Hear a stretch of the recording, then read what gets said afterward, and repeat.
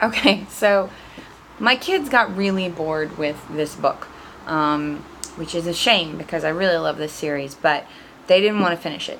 But I felt really bad for anyone who might be listening to the series on YouTube and not getting to hear the end of it. So, since we're so close to the end, I thought I'd go ahead and read the rest of the series just for you guys. It'll probably be one or two more videos. Okay. So Nita was falling, if anyone doesn't remember. And came down, slam, on nothing. Or it seemed that way, until opening her eyes a little wider, she saw the soot and smog trapped in the hardened air she lay on, the only remnant of her walkway. Kit was already getting up from his knees beside her, looking out from their little island of air across to the Pan Am building. Everything was dark, and Nita started to groan, certain that something had gone wrong, and that the World Gate had simply dumped them back in the Star Snuffer's world. But no, her walkway was there. Greatly daring, she looked down and saw far below the bright yellow glow of sodium vapor streetlights and red of taillights. City noise, roaring, cacophonous and alive, floated up to them. We're back! It worked!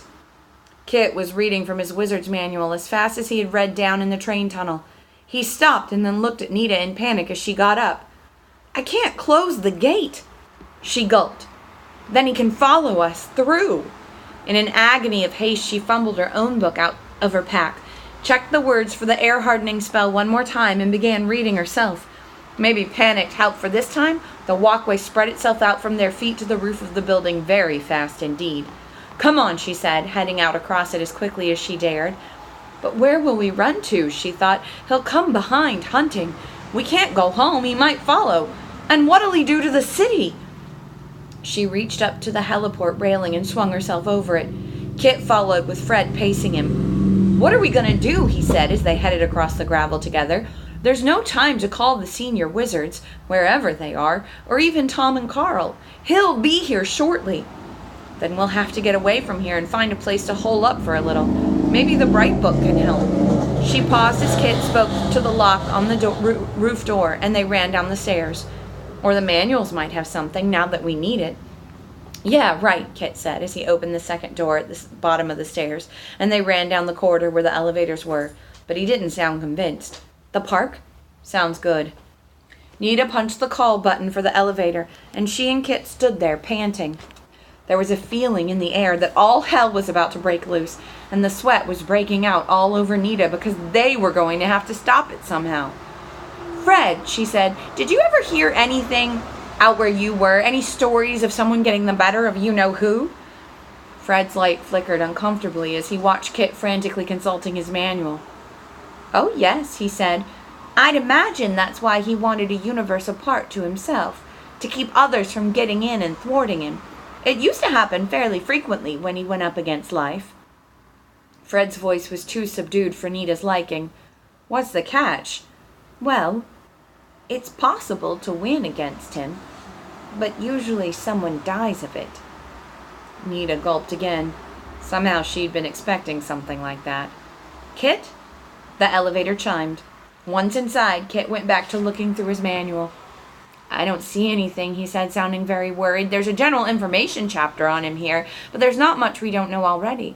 The only thing he's never been able to dominate was the Book of Night with Moon. He tried. That's what the Dark Book was for. He thought by linking them together he could influence the Bright Book with it, diminish its power. But that didn't work. Finally, he was reduced to simply stealing the Bright Book and hiding it where no one could get at it. That way no one could become a channel for its power. No one could possibly defeat him. Nita squeezed her eyes shut, not sure whether the sinking feeling in her stomach was due to her own terror or the elevator going down. Read from it? No, I hope I never have to, Tom's voice said in her mind. Reading it being the vessel for all that power? I wouldn't want to. Even good can be terribly dangerous. And that was an advisory, Nita thought, miserable. There was no doubt about it. One of them might have to do what a mature wizard feared doing. Read from the book itself. Let me do it, she said, not looking at Kit. He glanced up from the manual, stared at her. Bull, he said, and then looked down at the manual again. If you're gonna do it, I'm gonna do it. Outside the doors, another bell chimed as the elevator slowed to a stop. Kit led the way out across the black stone floor, around the corner to the entrance. The glass door let them out onto a street just like the one they had walked onto in the Snuffer's other world.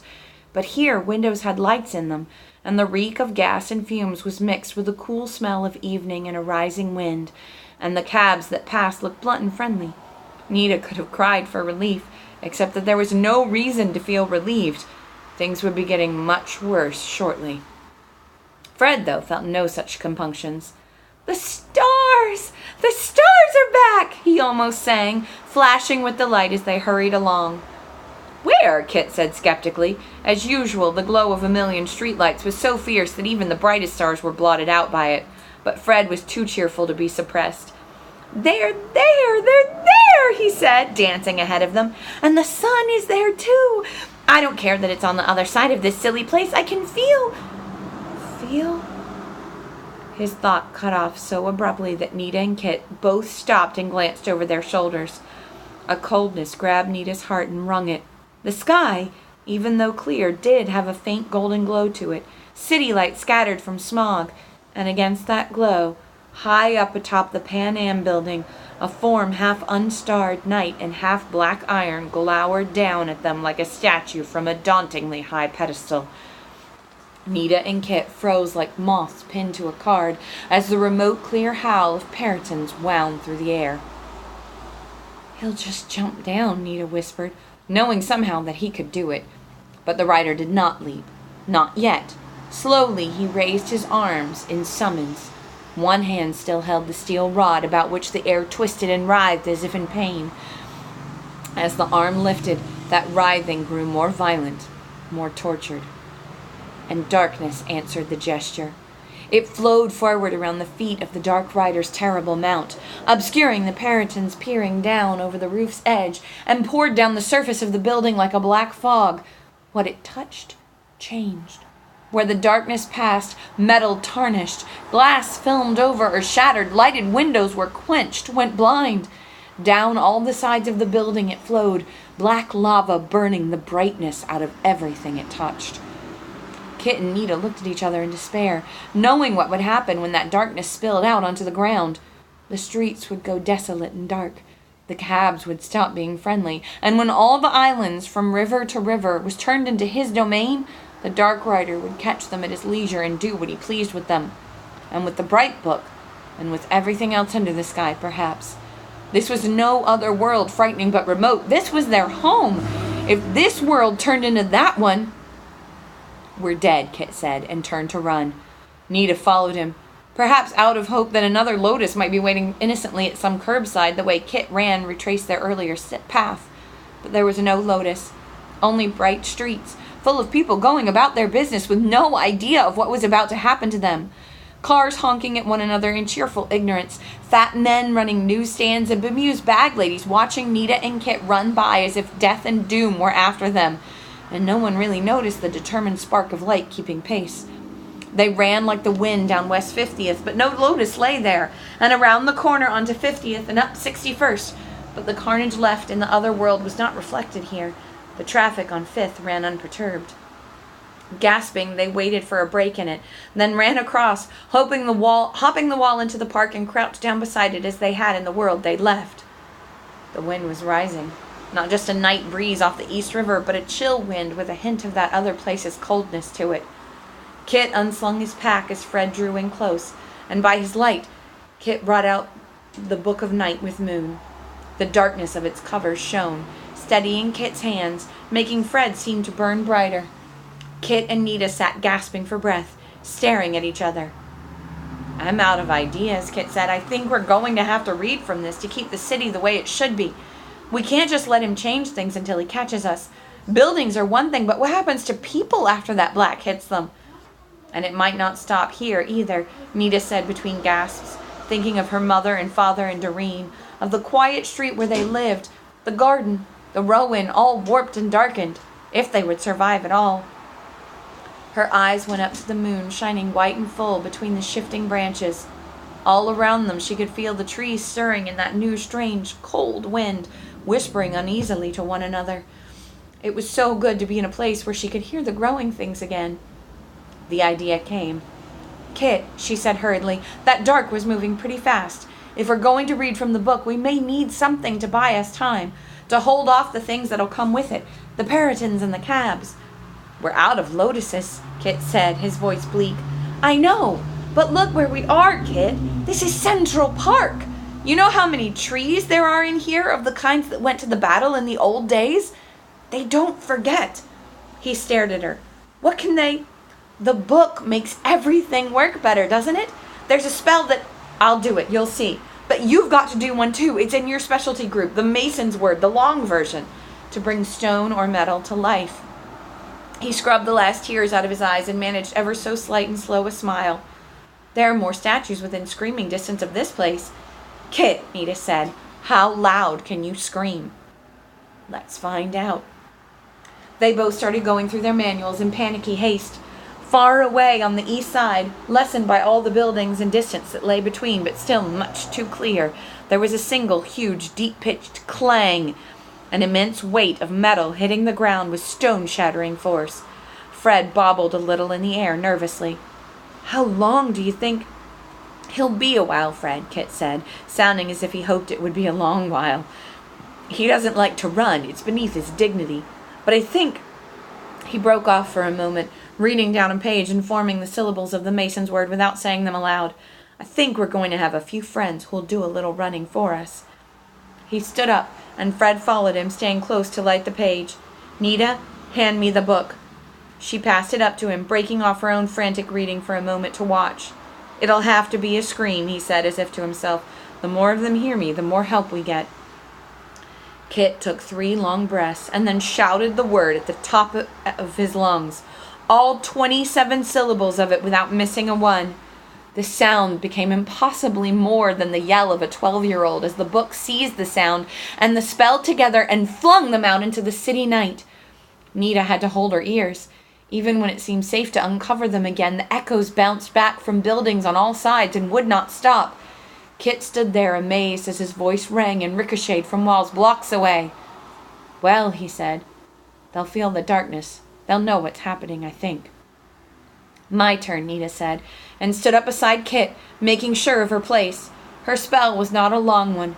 She fumbled for the Rowan wand, put it in the hand that also held her wizard's manual, and took the bright book from Kit. "I hope," she started to say, but the words were shocked out of her as the feeling that the book brought with it shot up her arm. Power. Such sheer, joyous power that no spell could fail, no matter how new the wizard was to the art. Here, under moonlight and freed at last from its long restraint, the book was more potent than even the dark rider who trailed them would suspect, and that potency raged to be free. Nita bent her head to her manual and read the spell. Or tried to. She saw the words, the syllables, and spoke the speech, but the moon fire falling on the book ran through her veins, slid down her throat, and turned the words to song more subtle than she had ever dreamed of, burned behind her eyes and showed her another time, when another will had voiced these words for the first time and called the trees to battle. All around her, both now and then, the trees lifted their arms into the wind, breathed the fumes of the new old earth, and breathed out air that men could use. They broke the stone to make ground for their children to till, and fed the mold with themselves, leaf and bough, and generation upon generation. They knew to what end their sacrifice would come, but they did it anyway, and they would do it again in the witherer's spite. They were doing it now.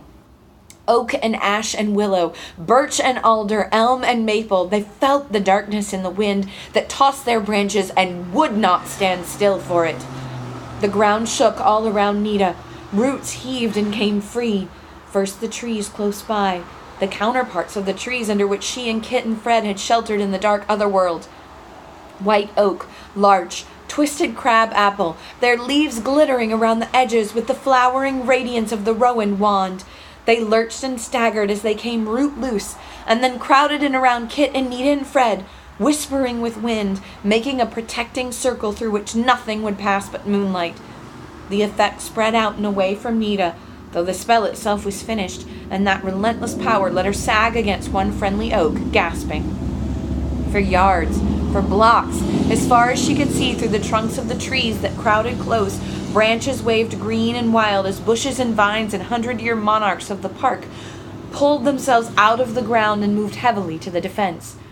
Away to the east, the clangor of metal hooves and the barks and howls of the Dark Rider's pack were coming closer. The trees waited angrily toward the noise, some hobbling along on top of the ground, some wading through it, and just as easily through sidewalks and stone walls. In a few minutes, there was a nearly solid palisade of living wood between Kit and Nita and Fred and Fifth Avenue.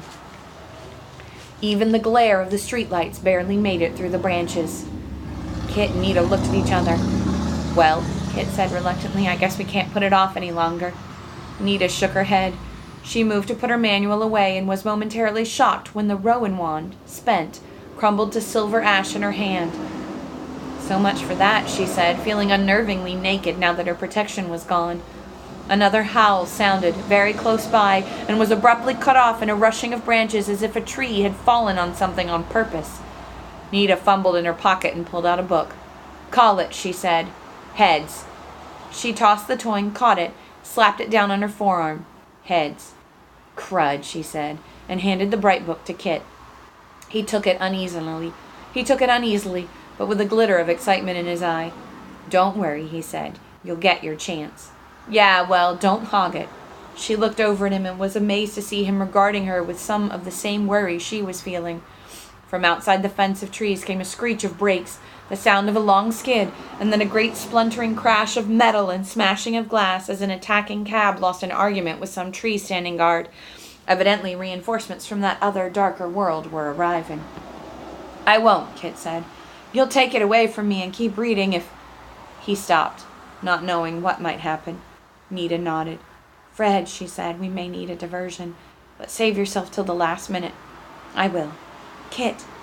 The spark of light hung close to him for a moment. "Be careful." Suddenly, without warning, every tree around them shuddered as if violently struck.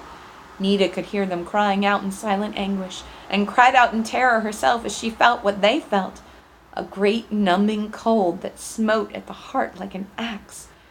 Kit, beside her, sat frozen with it, aghast. Fred went dim with shock. "Not again," he said, his voice faint and horrified. "Not here, where there's so much life." "The sun," Nita whispered. "He put out the sun." Star snuffer, she thought. That tactic's worked for him before. And if the sun is out, pretty soon there won't be moonlight to read by, and he can... Kit stared up at the moon as if at someone about to die. "Nita, how long do we have?" 8 minutes. Maybe a little more for light to get here from the sun. 8 minutes before it runs out. Kit sat down hurriedly, laid the bright book in his lap, and opened it. The light of the full moon fell on the glittering pages.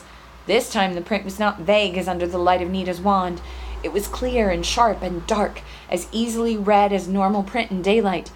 The book's covers were fading, going clear, burning with that eye-searing transparency that Nita had seen about Kit and herself before. The whole book was hardly to be seen except for its printing, which burned in its own fashion, supremely black and clear, but glistening as if the ink with which the characters were printed had moonlight trapped in them, too. "Here's an index," Kit whispered, using the speech. "Now, I think the part about New York—" "Yes," Nita thought desperately, as another cab crashed into the trees and finished itself. "And what then? What do we do about—" She would not finish the thought, for the sound of those leisurely, deadly hoofbeats was getting closer, and mixing with it were sirens and the panicked sound of car horns. She thought of that awful dark form crossing Madison, kicking cars aside, crushing what tried to stop it, and all the time that wave of blackness washing alongside, changing everything, stripping the streets bare of life and light. And what about the sun? The earth will freeze over before long, and he'll have the whole planet the way he wants it. Nita shuddered. Cold and darkness and nothing left alive. A storm-broken, ice-locked world full of twisted machines stalking desolate streets forever. Kit was turning pages, quickly but gently, as if what he touched was a live thing. Perhaps it was. Nita saw him pause between one page and the next, holding one bright burning page draped delicately over his fingers and then letting it slide carefully down to lie with the others he'd turned. "Here," he whispered, awed. Delighted, he did not look up to see what Nita saw, the wave of darkness creeping around them, unable to pass the tree wall, passing onward, surrounding them so that they were suddenly on an island of grass in a sea of wrestling naked tree limbs and bare-seared dirt and rock. Here. He began to read, and for all her fear, Nita was lulled to stillness by wonder. Kit's voice was that of someone discovering words for the first time after a long silence, and the words he found were a song, as her spell to free the trees had seemed. She sank deep in the music of the speech, hearing the story told in what Kit read. Kit was invoking New York, calling it up as one might call up a spirit, and obedient to the summons, it came. The skyline came, unsmirched by any blackness, a crown of glittering towers in a smoky sunrise, all stabbing points and jeweled windows, precipices of steel and stone. City Hall came, brooding over its colonnades, gazing down in weary interest at the people who came and went and governed the island through it. The streets came, hot, dirty, crowded, but flowing with voices and traffic and people, bright lifeblood surging through concrete arteries. The parks came, settling into place one by one as they were described, free of the darkness under the night. From tiny paved vest pocket niches to the lake-set expanses of Central Park, they all came, thrusting the black fog back. Birds sang, dogs ran and barked and rolled in the grass, trees were bright with wary squirrels' eyes. The Battery came, the crumbling old First Defense Fort standing peaceful now at the southernmost tip of Manhattan. The rose gold of some remembered sunset glowed warm on its bricks as it mused in weedy silence over old battles won, and nonetheless kept an eye on the waters of the harbor, just in case some British cutter should try for a landing when the colonists weren't looking. Westward over the water, the Palisades were there, shadowy cliffs with the sun behind them, mist blue and mythical looking through though New Jersey was only a mile away. Eastward and westward the bridges were there, the lights of their spanning suspension cables coming out blue as stars in the twilight. Seabirds wheeled, pale and graceful, about the towers of the George Washington Bridge and the Verrazano Narrows and the iron crowns of the 59th Street Bridge, as the soft air of evening settled over Manhattan, muting the city roar to a quiet breathing rumble. Under the starlight and the risen moon, an L-1011 arrowed out of LaGuardia Airport and soared over the city, screaming its high song of delight in the cold upper airs, dragging the thunder along behind. Nita had to make an effort to pull herself out of the waking dream. Kit read on, while all around the trees bent in close to hear, and the air flamed clear and still as a frozen moment of memory. He read on, naming names in the speech, describing people and places in terrifying depth and detail, making them real and keeping them that way by the book's power and the sound of the words. But no sign of any terror at the immensity of what he was doing showed in Kit's face, and that frightened Nita more than the darkness that still surged and whispered around them in their circle of trees. Nita could see Kit starting to burn with that same unbearable clarity, becoming more real, so much so that he was not needing to be visible anymore. Slowly, subtly, the book's vivid transparency was taking him, too. Fred, hanging beside Kit and blazing in defiance of the dark, looked pale in comparison. Even Kit's shadow glowed, and it occurred to Nita that shortly, if he kept this up, he wouldn't have one. What do I do? She thought. He's not having trouble. He seems to be getting stronger, not weaker. But if this has to go on much longer... Kit kept reading.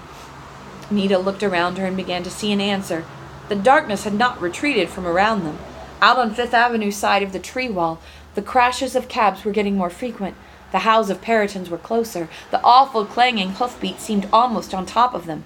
There was nowhere to run, and Nita knew with horrible certainty that not all the trees in the park would be enough to stop the Star Snuffer when he came there.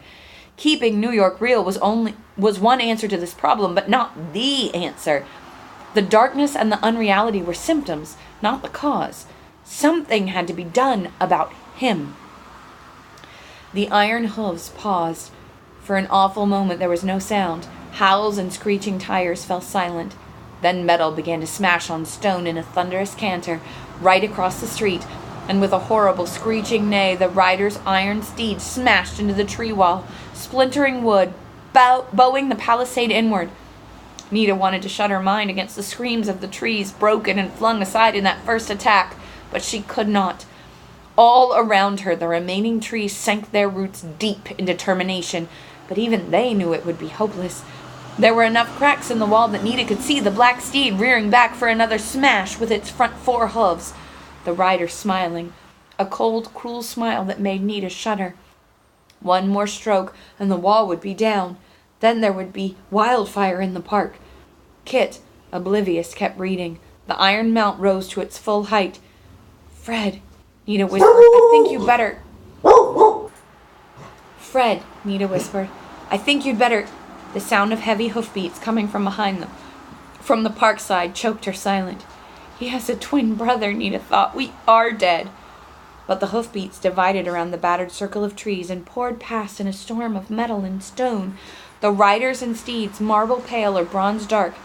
Every equestrian statue in or near Central Park gathered together in an impossible cavalry that charged past Nita and Kit and Fred and into the street to give battle. Peritons and cabs screamed as General Sherman from Grand Army Plaza crashed in among them with sword raised, closely followed by Joan of Arc in her armor, and Simon Bolivar and General San Martin right behind. King Wadslaw was there in medieval scale mail, galloping on a knight's armored charger. Don Quixote was there, urging poor broken-down Rocinante to something faster than a stumble and shouting threats against the whole breed of sorcerers. Teddy Roosevelt was there, cracking off shot after shot at the cabs as his huge horse stamped them into the pavement. El Cid Comte d'Or was there, rode there, his bannered lance striking down one Puritan after another. Behind all these came a wild assortment of creatures, pouring past the tree circle and into the street. Eagles, bears, huge dogs, a hunting cat, a crowd of doughboys from the First World War with bayoneted rifles, all the most warlike of the nearby statuary, even some not so warlike, such as several deer and the ugly duckling. From down Fifth Avenue came striding Golden Prometheus from his pedestal in Rockefeller Center, bearing the fire he brought for mortals and using it in bolt after bolt to melt down cabs where they stood. And from behind him, with a stony roar like the sky falling, the great white lions from the steps of the public library leapt together and threw themselves upon the iron steed and its dark rider. For all its extra legs, the mount staggered back and sideways, screaming in a horrible parody of a horse's neigh and striking feebly at the marble claws that tore its flanks. Under cover of that tumult of howls and clashes and the clash of arms, Nita grabbed Kit to pull him away from the tree wall, behind another row of trees. She half expected her hands to go right through him. He was becoming so transparent. Unresisting, he got up and followed her, still holding the book open, still reading as if he couldn't stop, or didn't want to, still burning more and more fiercely with the inner light of the bright book's power. "Fred," she said as she pushed Kit down onto the ground again behind a blooming old maple, "I've got to do this now. I may not be able to do anything else. If a diversion's needed..." "I'll do what's necessary," Fred said, his voice sounding as awed and frightened as Nita felt at the sight of what Kit was becoming. "You be careful, too." She reached out a hand to Fred. He bobbed close and settled at the tip of one finger for a moment, perching there delicately as a firefly, energy touching matter for a moment as if to reconfirm the old truth that they were just different forms of the same thing. Then he lifted away, turning his attention out to the street, to the sound of stone and metal wounding and being wounded, and in one quick gesture, Nita grabbed the Book of Night with Moon away from Kit and bent her head to read. An undertow of blinding power and irresistible light poured into her, over her, drowned her deep. She couldn't